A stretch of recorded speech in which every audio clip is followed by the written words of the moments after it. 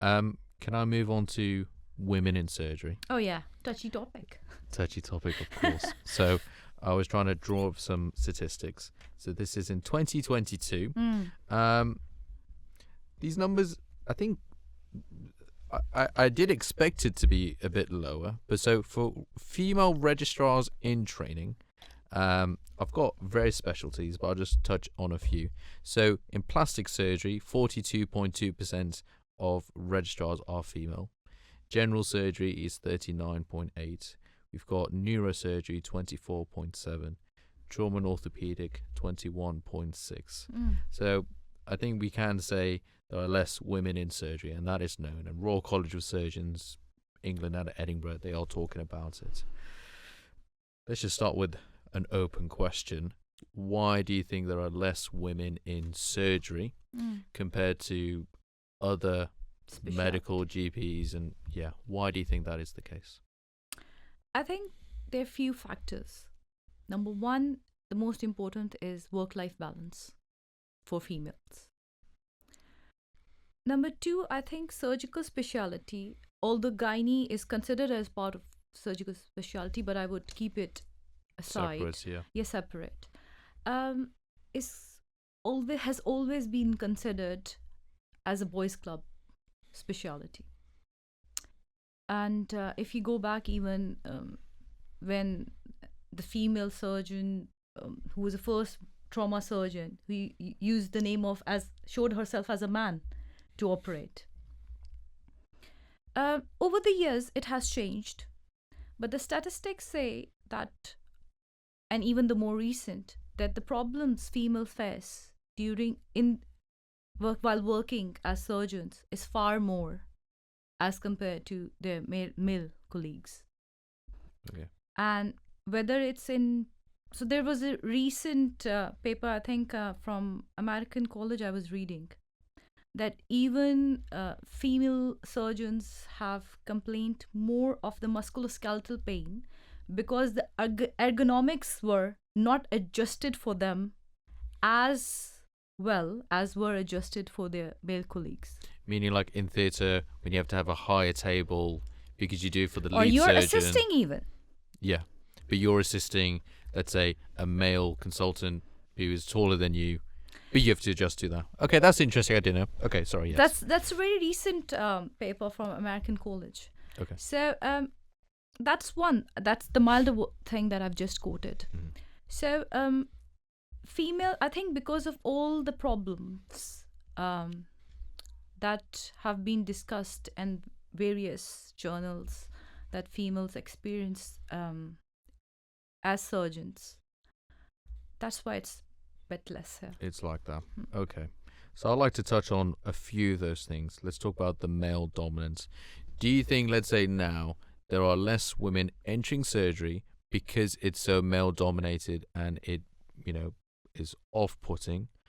Is it because there's a male culture when you work in those environments? Or is it actually there are less female role models or people to speak to that you could feel related? I would say all of them. Okay. So I don't have any female role model in my mind as OG surgeon. Right. Okay. That's number one.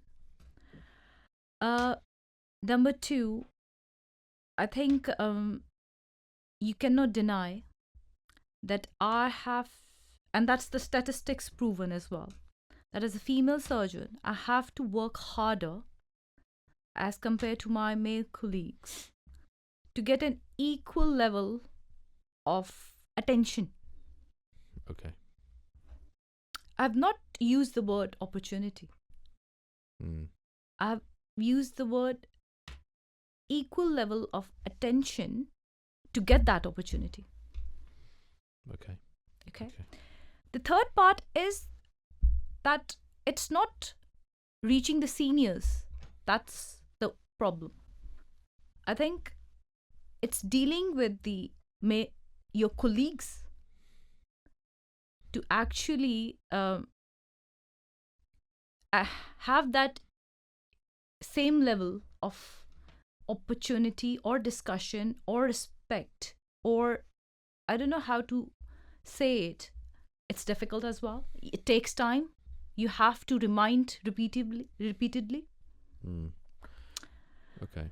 Are you not getting as much attention because of stereotypes that are placed on women, let's say in surgery, that a woman can't become a consultant, a woman can't become a surgeon? I Why is there a lack of attention? I'm not going to say that's getting an attention because of it's being labeled as. Yeah. I think it starts from that when you start working in a team, you want a very fair sort of an environment where you want equal opportunities, you want equal level of respect, and I'm not talking about the outside the hospital how you deal. You can have friends with someone, but when you're professionally working, you have to have a very fair sort of an environment to work with. I think so I will talk about Royal Stoke. Let's talk about Royal Stoke Hospital. Yeah. I think the seniors have been supportive. Yeah. But to get my training needs sorted, I had to verbalize it multiple times. That this is my training need, this is my training need, this is my more than a male colleague, you would feel. More than a male colleague. Okay. Then the problem is that there's a concept of gel well in the department. Okay. And I've not been able to understand this concept up till now. Because when you start raising your concerns anywhere, I'm not going to talk about Royal Stoke, anywhere, and that's what one of the papers said as well. The first thing comes is, oh, that person is not gelling well. So you have to, I think that's a very wrong concept, that you have to accept a lot of things just to gel well. These social soft things, when actually you're just training to be a surgeon and develop practical skills, but gelling is... I think surgery is not only a practical skills. Softer skills are required, especially if you are becoming a consultant, because your end part is to become a consultant. Yes. It is to deal with difficult people, with your difficult colleagues. It is to manage a difficult trainee. It is to hopefully not me, that you weren't talking about me too much. It is to manage to be in a leadership role, where you have to deal people from different backgrounds and address with fairness, and you require a certain amount of firmness, and you have to be assertive. True. So these softer skills are equally important, and all these situations arise actually to, I think, build in you that qualities. But what I'm talking about is how other people want you to see, how other people want you to be. Okay. And that's the pressure Mm. as a female surgeon. By fitting into that mold that may be Definitely. very different to who you are. Okay. Do you think the ideal world is actually having a 50% men, 50% women? Or do you actually think, even in an ideal world with various policies, it actually won't achieve that target? And what I mean is, let's say if we had the right policies, do you think, and let's say addressing any cultural or soft things or any policy changes, do you actually feel that in an ideal world that we could actually get 50% of registrars and consultants being female in all specialties? Is No. that achievable? You don't think so? No. Okay, and why? Say, I think the pressure in surgery is so much Mm. that many of the trainees actually, and that's there are articles about it, that the female trainees try not to get pregnant during their training years. Mm. And even when they are applying for consultancy, although that's a forbidden question to ask according to the rules, but there's a bit of concern that if that consultant is pregnant and applying for a job. Mm. Mm. And I have one of my colleague who experienced that. Oh, right. So you get, I don't see it happening equal. Historically, and even now, many of the surgical subspecialties like OG, HPB, and more orthopedics are more considered as boys' club specialties. Yes. And to enter as a female, to ask for equal opportunities, to be assertive, to get your way for equal opportunities, and then to stand your ground and gel well in the department as well, Mm-hmm. and then become a consultant, I think is a great achievement. So you think those softer things, even through policy changes, it won't quite reach 50%? What a I was not added in by my colleagues in the research group. Oh dear. Yes. Yeah, They just that didn't. they just thought that that there's a WhatsApp group and no one actually bothered to add me in that group. That does not mean that that is a hindrance for my research. No, No, I'm doing it. you are. I'm doing it. But it just gives you the fact, oh, okay, am I not the team member? Mm. And I think that's very important to feel as a team member. Mm. Mm. To feel that you're equally respected as your peers. Mm. And you have a say as equal as your peers. And I think although that might be a very small thing when I see it from a higher level, higher hierarchy, but for me these little things matter. Yes. These little things tell you that, okay, that my boss is concerned that why Abeerah or why this registrar has not been added, because we are doing this for our department. Yeah. And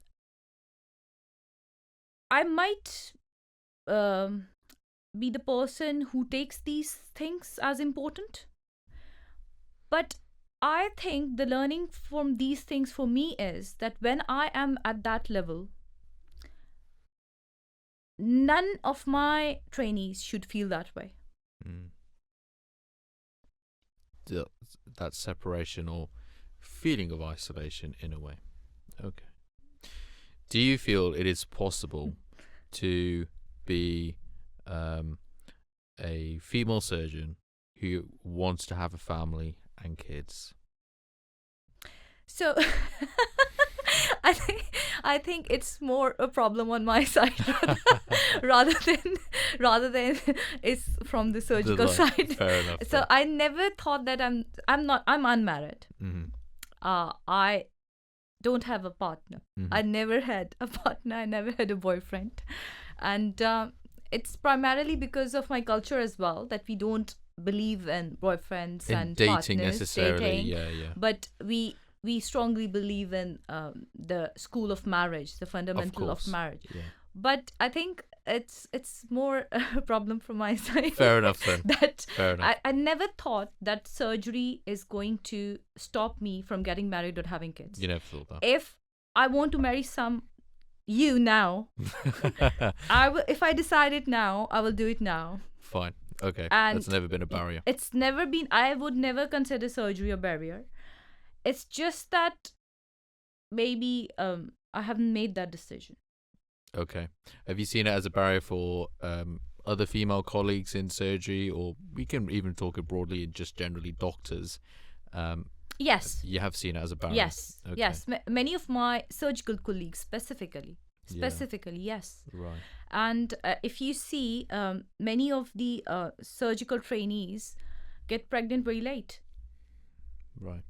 Even my male colleagues No, that have is kids true. To really be honest, late as there well. are male doctors end up doing it Yeah, later, of course. no, but I think jokes apart, male. I don't think so. That's very common for the males. But that might be few odd examples. But Yeah. it's very common for the female surgeons. Very common. Does surgical training need to be made more flexible? Could you maybe think of any policy changes that are actually achievable to Flexible in terms of what? let's say surgical training is known to be very intense. There's, we talk about is multi-faceted skills required of surgeon, not just the practical side, but the leadership side. There's on-call duties for surgeons, right the way from F1, F2 to all the way consultants. It is known that we do additional things in our spare time, exams, audits, publications. But I'm saying more flexible. Could that be a way to encourage more I think, females into surgery? Not only surgical, but every specialty has become more glamorized. Yeah. Okay. There's so many tick boxes Yeah. you have to do that sometimes I feel like they want ready. They should order some robot for that because they want everything in one person, Yeah, they do. and that's not right. The problem is that if I'm good skilled and I don't have good communication skills, I'm handicapped as a surgeon. If I don't have good research publications, many research publications, I'm handicapped as a surgeon. If I don't go to I don't present at different forums, I won't be known as a good surgeon. So I think it's a pressure at the level of the surgical trainee. When you become a consultant, you can decide how you want to go about it. But as a surgical trainee, every day, as the years are passing, I do one tick box and the other is ready to do, is already added up. So I think it should be less glamorized. It should be more realistic. You need to decide that whether you want a stress-free surgeons who are good in managing their patients. Yeah. Obviously, we all need a bit of research work. But if we want everything in one person, that's just a race that everyone is running. And I think it will become really difficult or to some extent toxic as well.